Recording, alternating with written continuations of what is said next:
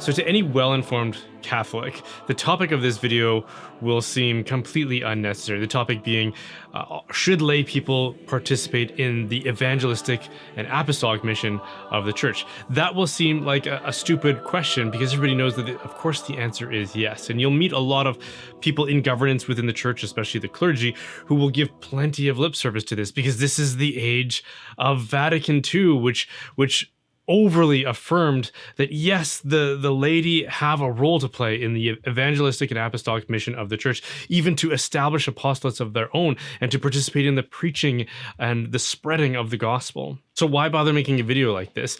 I would say for a couple reasons, because even though we affirm this in word, it's not often reflected in the way that we act and govern as a church. And I've run into this, especially among the clergy.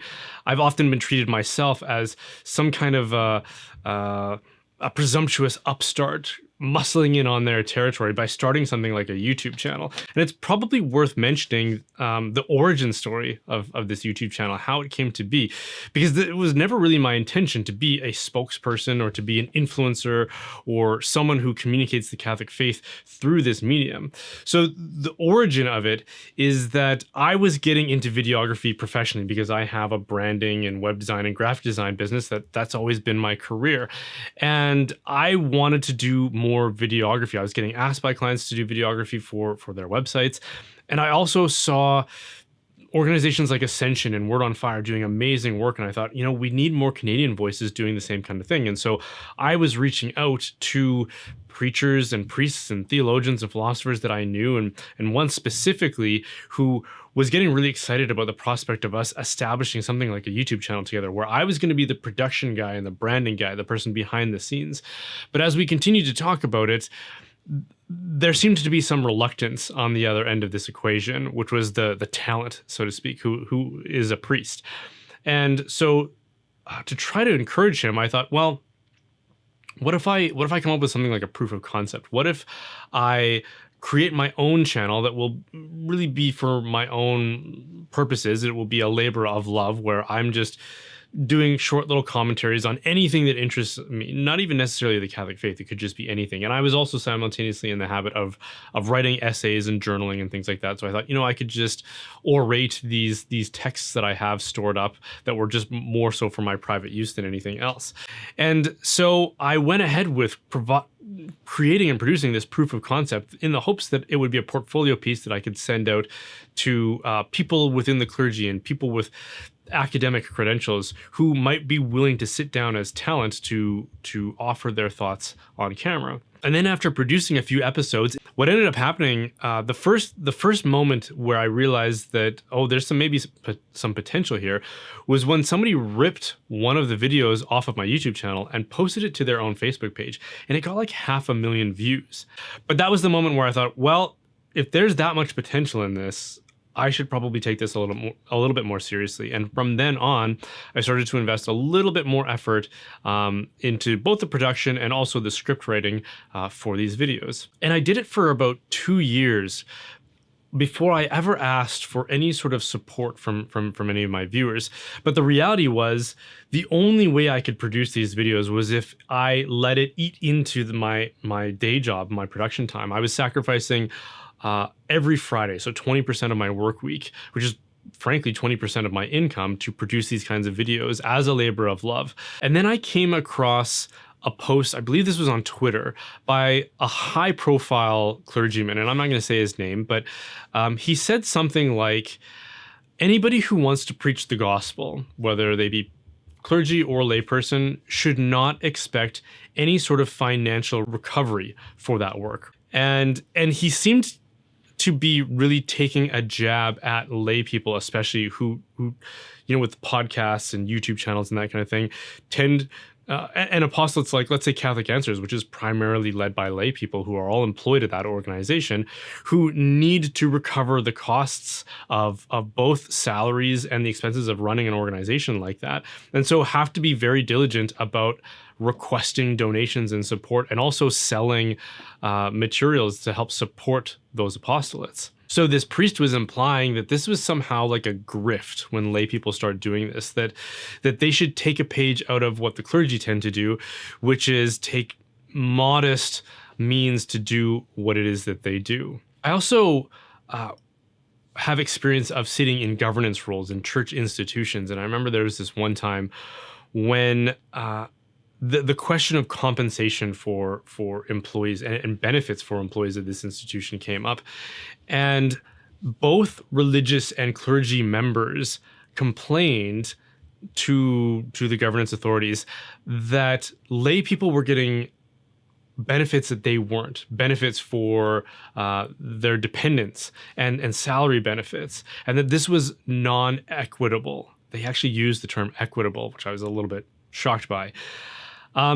Completely failing to realize that they have benefits of their own that the lay people don't benefit from. They have stipends, they have housing and meals paid for by the church, and that was completely disregarded. The only thing that they were making notice of was that these lay people were asking for a particular benefit for their dependents, and they were protesting against that because it wasn't equitable in their view. Now, the problem in this comes, we can't give lip service to the teachings of Vatican II and the affirmation that the laity are and should be joyfully celebrated as participants in the missionary field, and then simultaneously say that they're not going to be financially compensated for that, in spite of the unique position that their vocation places them in. Because lay people have to provide for themselves, not merely themselves, but often, if they're living according to the church's teachings, they are living the married vocation, and they are having children and having to provide housing and clothing and school tuition and food. And frankly, like a family like mine, we have 8 children. I knew that was going to be expensive going into the married life, but I'm pretty routinely amazed at how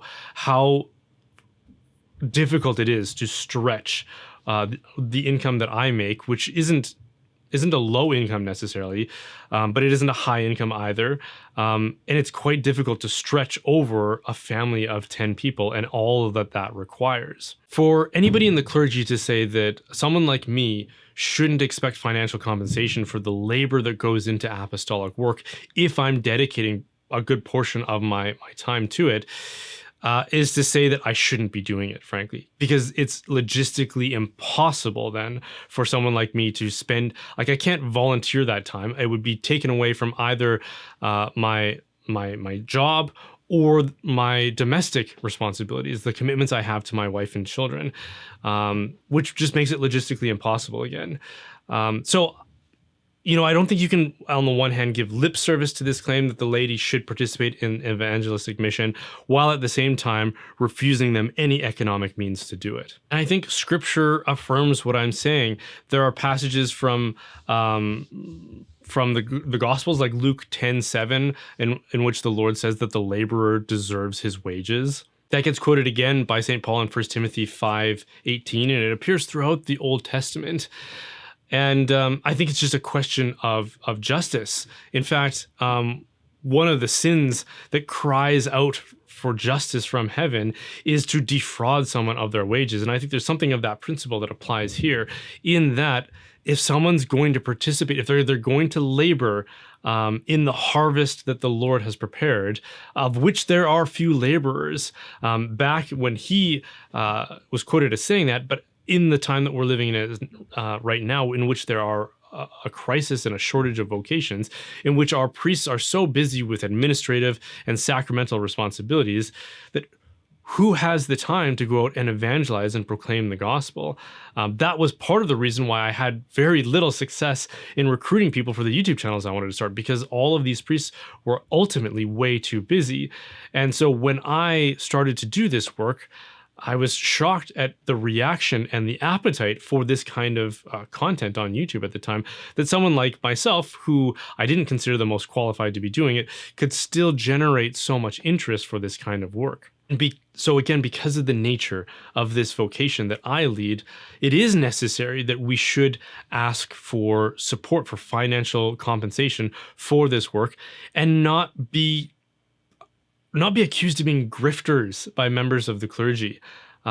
if you affirm Vatican II and if you're going to give lip service to those texts, then you also have to appreciate the fact that there is an economic necessity that lay people are constantly conscientious of in any of the work that we do, because we simply don't have the means to work for free without starving our families. And frankly, if the clergy are going to expect us to remain faithful to the teachings of the church, which means that we're going to have larger families, then they should simultaneously be almost be enthusiastic about the financial needs of lay people, and enthusiastic about providing whatever opportunities that can be created to provide the compensation necessary if we're going to participate in that life of, or in that mission of the church, whether it's through initiatives like my own, which I'm just doing on my own, or for people who work for the church who are often compensated at a level that doesn't reflect the economic averages. So with all of that said, I also wanted to take this opportunity to make a bit of an announcement, because I'm going to be dedicating more of my time to this YouTube channel, and I'm going to be shifting my time away from my traditional job as a graphic designer and as a business person towards publishing content on YouTube. And this has been a long discernment. I've been trying to balance all of these different work commitments for a long time, but what has really tipped me over the edge is that I've achieved certain kinds of success in my career, but never have I applied my hands to the plow, so to speak, and produced such extravagant results as I have with my YouTube channel. The results and the effects of that have been surprising to me still to this day, after doing it for years and years, to the point where I can't consider it a new venture anymore. For the longest time, people have asked me about it, and I've talked about it as if, it's sort of this new surprising thing that I don't really know what to do with yet. But, years have gone by and people have continued to watch. And so I have to take that as a sign that the Lord wants me to push into this and to continue doing this kind of work, and to take it more seriously, both in terms of the time I dedicate to it, but also my own preparation for it. I'm often writing scripts last minute, right before I sit down and shoot them. And I would love to take more time to research sources and make sure that my arguments are as tight as possible. And so I'm hoping to take that opportunity now. I've already been experimenting with publishing a little bit more and seeing that the results are very, very positive for my YouTube channel. So with all of that said, that's going to require a few things that I have no way of actually making possible based on my current economic situation. One is I'm going to have to hire an assistant to help navigate this, and also provide for organizing all of the work that is going to need to be addressed. And the other is that I'm probably going to have to get a studio space. I shoot these videos in my own home. This is my basement office, and then I have basically a corner in my bedroom, which is where you'll more commonly see most of my other videos. And a lot of people are surprised to find that out. We're a family of 8 living in a house of 3 bedrooms, and then I have this small office in my basement. And so I'm really not going to be able to do more without infringing upon the space that really is owed to my family. So I need to find the means and a way to get an office space and to hire an assistant. And so I'm going to turn to the generosity of my viewers and ask you, to whatever degree you can support this shift towards doing this virtually full time is going to be the goal here. I would be so humble and so grateful to receive that support from you and to consider you collaborators in this mission. So the easiest way you can do that is by going over to my website, which is brianholdsworth.ca/help. That will take you directly to the section on my website that identifies the various ways that you can contribute financially. And one of those is to join my locals community. I'm hoping to use that as well to dedicate more time to interacting with people there who want to ask questions. I get a lot of emails from people, especially, who want to interact, and I just don't have the capacity to maintain correspondence through email or letter with people. But if you join my locals community, which you can do for free as well, and I will still respond to you there, and I will still offer a lot of posts for free on locals, so you can still get a very full experience that way. So join the locals community, which is brianholdsworth.locals.com, and then you can contribute that way, or also just join for free and take advantage of the opportunity to to contribute to a community of people who are passionate about the work of the church and the work that I'm trying to do here. So thank you ahead of time so much to those of you who might be able to support. May God bless you for your generosity, and I'm really excited about this next step, and I hope you'll join me in it.